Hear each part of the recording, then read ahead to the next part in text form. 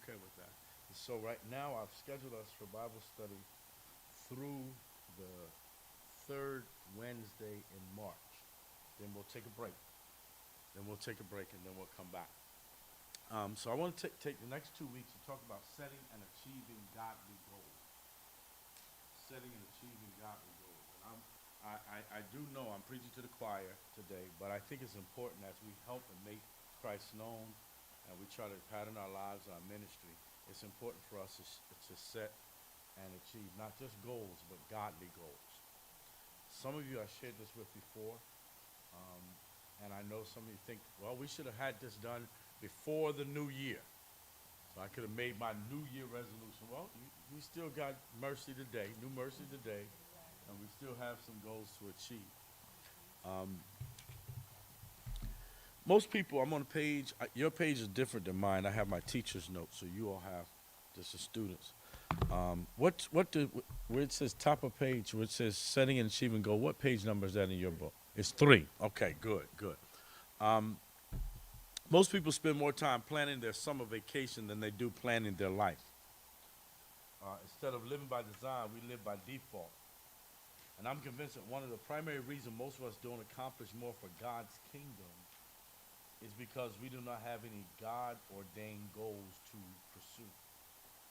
And we are going to be talking about godly goals. We've talked about it before, godly goals, because we are citizens of the kingdom and children of God. And some of us have goals, but not all of the goals are godly goals. Um,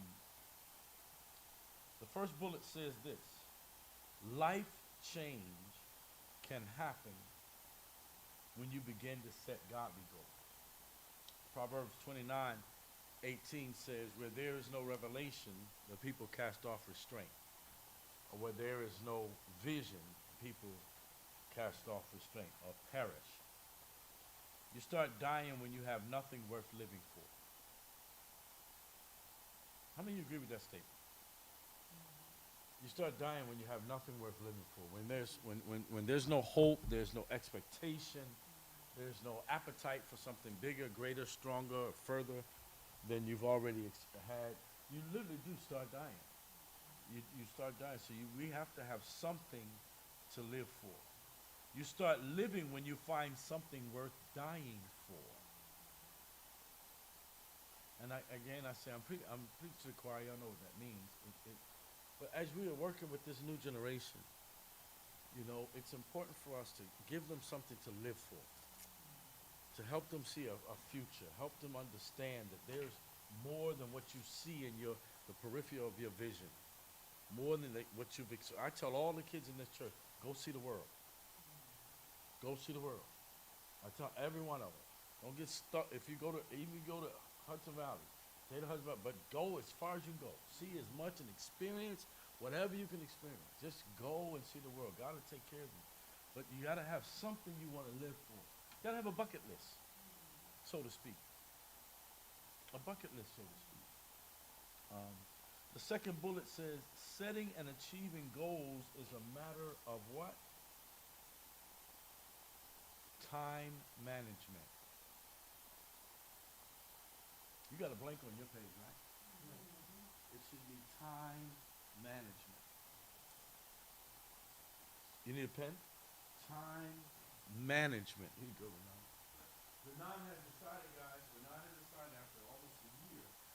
That's okay. No, I appreciate the time you contemplate. He says this is going to be his home.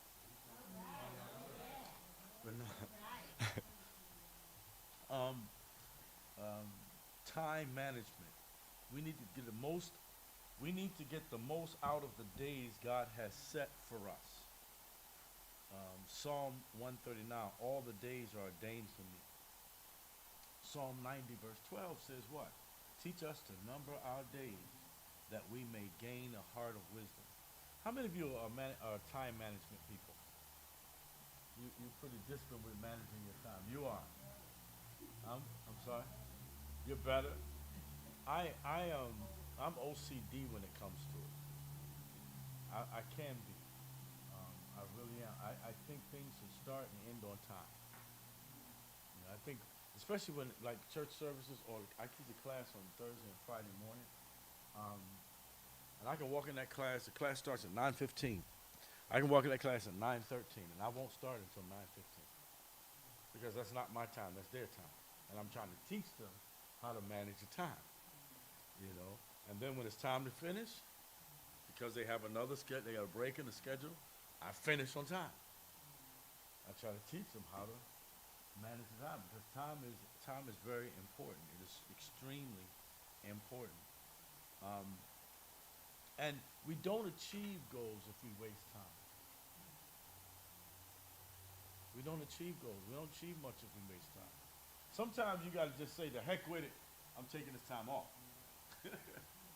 But really, if you manage your time right, you manage your time off too. That becomes an appointment. That becomes a scheduled activity to do nothing.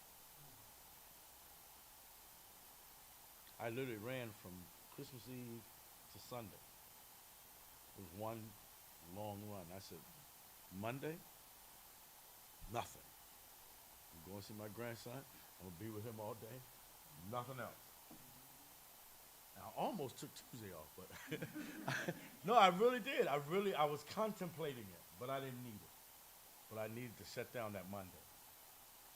Time management. Let's look at Ephesians 5. Ephesians 5. I don't think you have to be a slave to time, but we must use our time. The Bible says wisely.